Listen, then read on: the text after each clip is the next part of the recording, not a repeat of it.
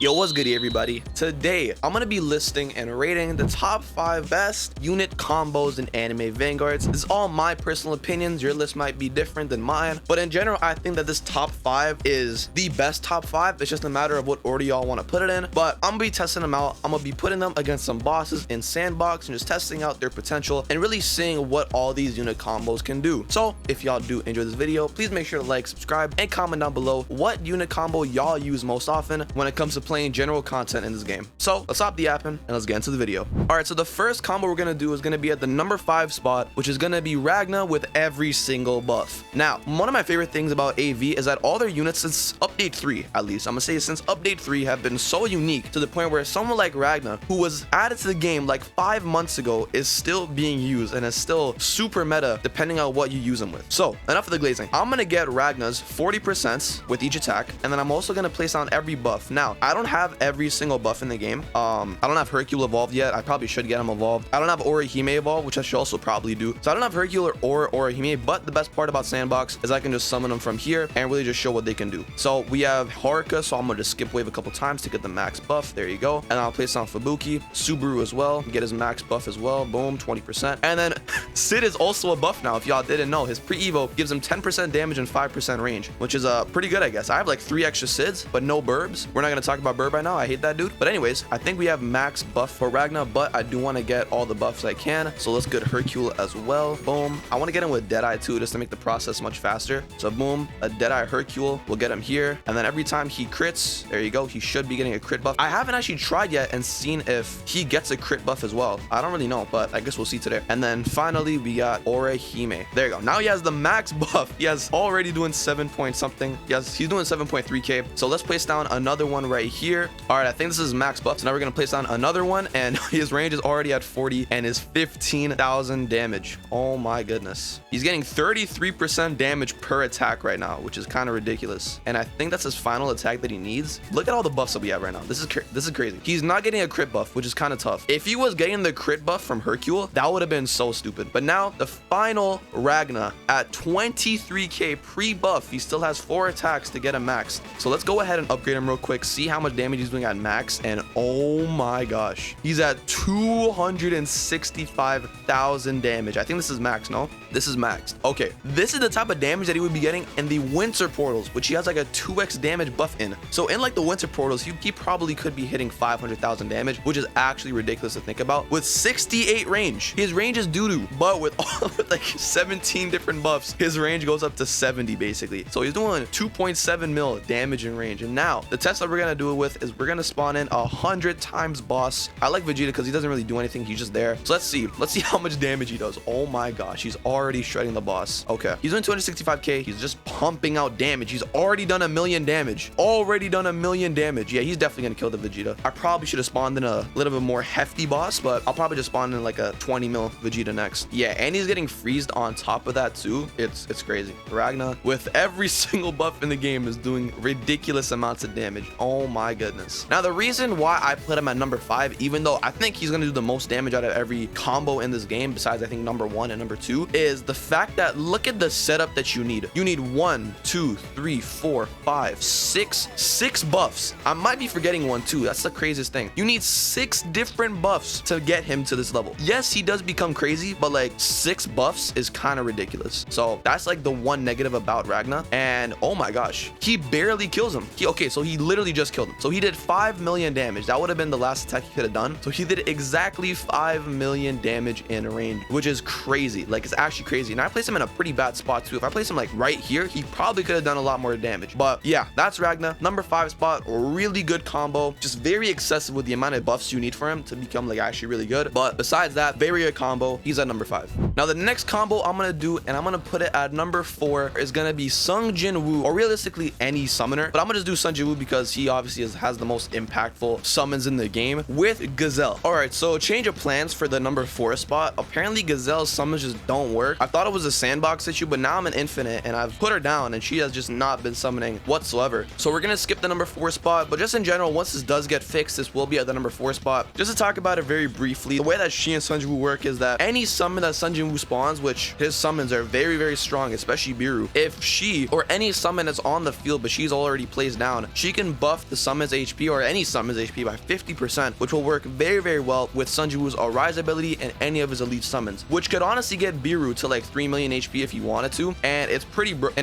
broken. So whenever this does get fixed, this will be a very broken combo, but right now it apparently just doesn't work at all. So I'm gonna skip to the number 3 spot, but just so y'all know, this combo is very, very ridiculous when it works. All right, so for the number 3 spot for the best combos is gonna be the Salter Sakura combo. Now Salter and Sakura haven't been talked about a lot of recently. However, I have figured out yesterday that with Dante, you can get Sakura's SPA to like 3 or 4 if you have multiple Dante spawn, which basically means that with the right Salter and with the Sakura passive on, you can basically double Salter's DPS. Yes, double, which can make her DPS higher than Sungjin Woo Monarch, which is crazy, by the way. So let me show you how this works. So of course you have the Salter maxed out and everything. She is pretty expensive, but she's doing 133,000, which doesn't seem impressive. It's not, honestly. 20k DPS for that price, it's not good, honestly, in my opinion. However, once you get Salter with her max passive, where she gets 0.2 off of her SPA every time she gets an attack with her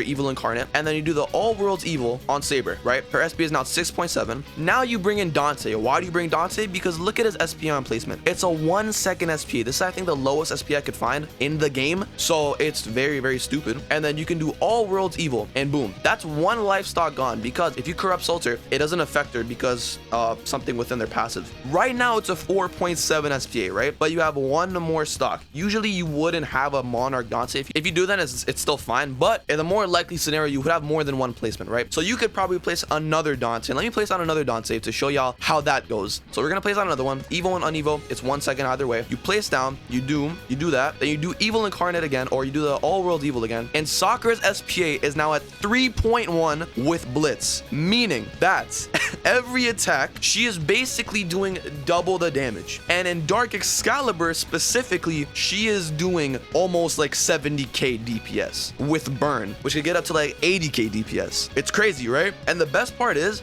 that her passive, where she gains 50% damage, isn't even active right now. So if we just go ahead and spawn in like 1,000 time multiplier of the alien enemies right here, and they should be tanky, right? 3 mil. Okay, that's fine. So once they get in her range, like they are right now, she's doing 333,000 with Dark Excalibur, and then without Dark Excalibur, she's doing 200,000 every 6.4 with a 2.8 second SPA now.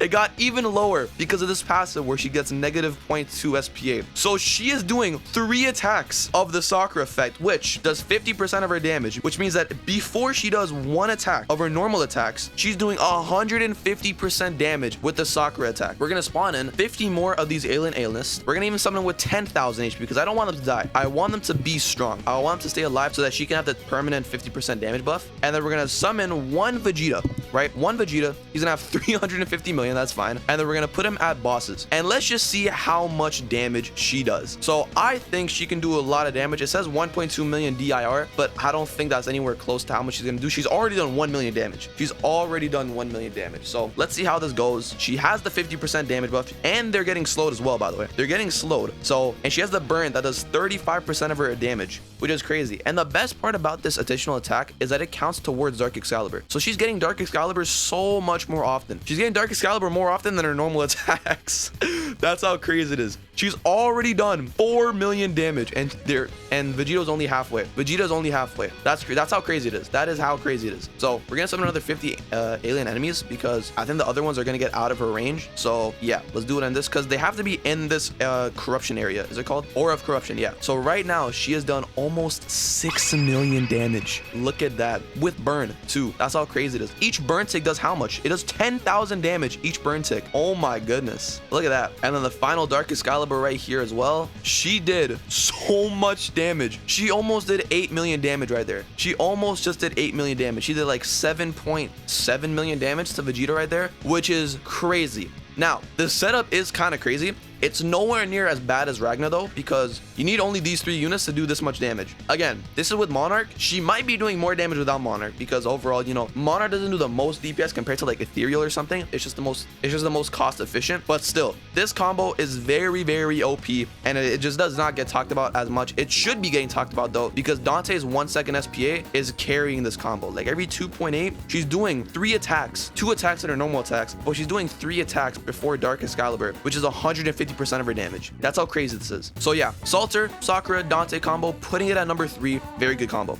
Now, in the number 2 spot for the second best combo in the game is gonna be Virgil with Esdeath. Now, you don't need Esdeath, you just need a freeze unit in general, because, or a stun unit, but freeze is just much better in my opinion. Freeze is just a much better status effect. So specifically Esdeath though, because she has her charm thing, which let me just show y'all what it does. On placement, marks a single allied unit in range with affection. If this unit attacks the same enemy the allied unit with affection attacks, this unit will do 50% more damage on that attack. So if Esdeath attacks and then Virgil attacks, Virgil will be doing 50% more damage to that single enemy, which is very, very good. However, you mainly just want a freeze unit. You don't need Esdeath, but it's very, very good if you do have Esdeath. But the thing about Virgil is he's so crazy. He's actually so crazy. Now, the thing about Virgil is this part right here. Or no, it's this part right here. When attacking a frozen, stunned, or time stop enemy, the attack has a 100% chance of immediately following up with attack 1. And then I think I heard that when he's in his doppelganger form, in his DT form, then he does double the damage as well. So he's doing even more damage when he's in this form right here, which is even crazier, right? So it's so crazy. I just want to show y'all what he does. I tried this testing yesterday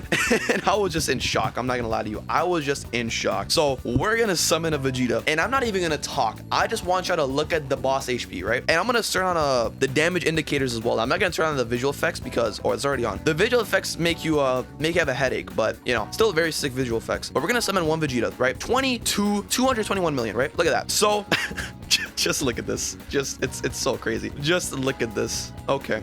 Yep, he's already down 1 million 2 million, my bad. Already down 2 million HP. And it's just a fact. You see the yellow damage indicators? That's this right here. That's the follow-up attacks. And he does so much damage with the follow-up attacks. It's crazy. It's crazy how much damage he does with the follow-up attacks. And I'm not even gonna time stop him with the Esdeath ability, because you don't even need it. He's gonna probably pump out the most damage, or maybe the number 1 spot might, but he is pumping out stupid amount of damage. Look at this. Already did 6 million HP.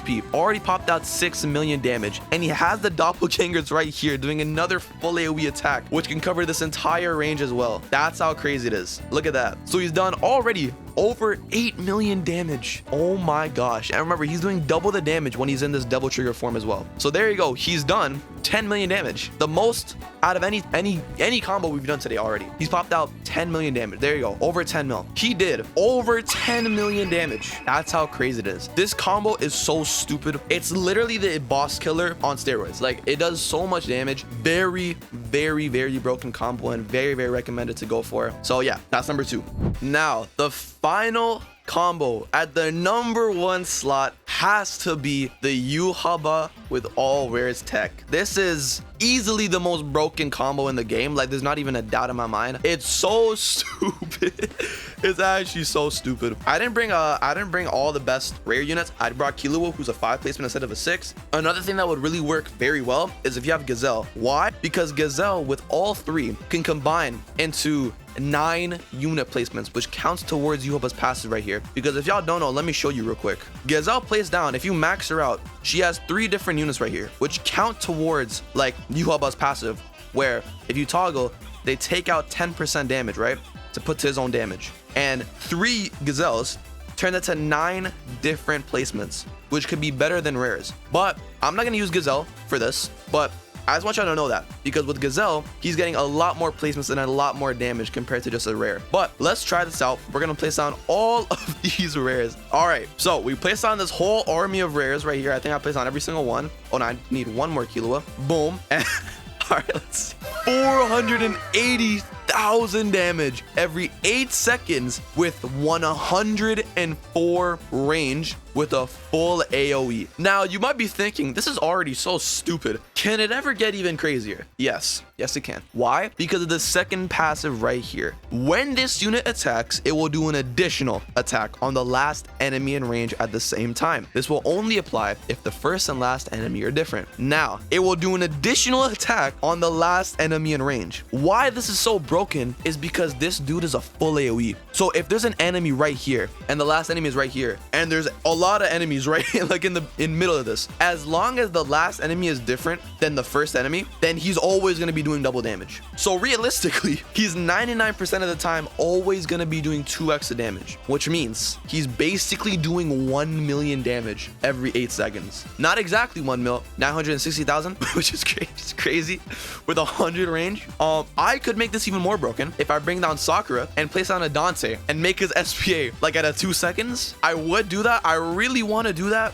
but I want to just try this out first. I probably just want to try this out first. So let's just spawn in a very chunky boss. 250 mil, that's better. Okay, let's see how much damage Yuhaba does. He does 80k per tick, and you can see he's about to follow up immediately. Let's see this in action. So he's gonna do one attack right here, and then he should be doing another attack right here. There you go, look at that. There you go, 2 back to back right there. That's how much damage he's outputting. It's a 6 hit as well. That's 80k right there. I think it has a bit of a cooldown. I think once you do it once, then you can do it for like another attack. But still, look at this damage. Already done 6 million. I could get his range even higher, by the way. I could pop this Ash Fallen 4 times to get his range to 20% more, but I don't even think I need to. I don't even think I need to. Look at the damage right here. Remember, with Sakura and Dante, I can get this SPA to like 3 seconds, maybe 4 seconds. That's how ridiculous this is. There you go. 6 million or 10 million damage gone. He still has a long way to go. Now, compared to Ragna, this again takes a lot of setup. Like, you need a whole team of rares to make this work, but look at what you're getting out of it. And again, I said I can make this even better too, by the way, with Sakura and Dante,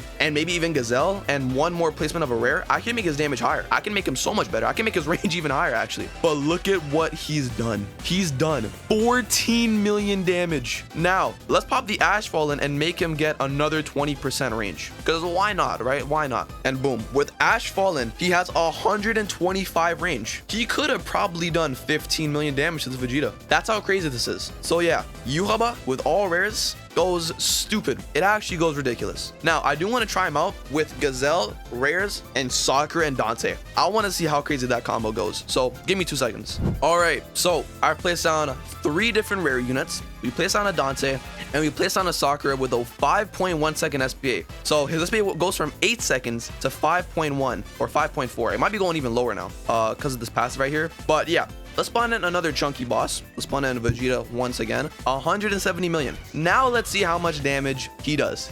Honestly, I don't really know how he's gonna do here, because even though his damage is much lower, his SPA is also much lower. So let's see this. We want to make sure that Sakura just keeps attacking to maintain this very low SPA right here. Let's see, he's already done 3 million damage. Already did 3 million damage. I could have probably placed him down a little bit far, like a little bit lower, to make it so that he can attack this part right here, but it's fine. I don't even think we need to. I don't know if he's gonna do more damage than an all rare Yuhaba, just all rares, just making sure that's where all of his damage is coming from. But it never hurts to find out. It never hurts to find out. He's already done 5 million damage. Oh my gosh, he's done 10 mil already. Can he hit this? Let's see. Can he hit this? No, he can't. But look at that. He did 11 million. He could have probably done more if I placed him back a little bit. But just look at that. Like, you see that, right? 11 million damage with a massive full AoE. That's how crazy it is. Now, Virgil did do more, but Virgil's not full AoE, and he's not immune to status ailments. This is immune to everything, right? And he's full AoE. That's how crazy it is. That is literally how crazy it is. But yeah, that's the #1 spot in my opinion. Yuhaba with all rares. You can even add Gazelle to make it even better and even higher, to make this combo just as broken as possible. And I think it deserves the #1 spot. So yeah, let me know what y'all think of this list. Hopefully y'all did enjoy this video. It was definitely a very fun video to make, in my opinion, because I just really wanted to test out how good these combos were against bosses, and they did very well. This was a very interesting video, and I hope y'all did enjoy. Let me know down in the comments if y'all think one combo should be higher, one combo that should be added to this list, and etc. So I hope you have a great day or night wherever you are, and I'm gonna see y'all in the next one. Peace.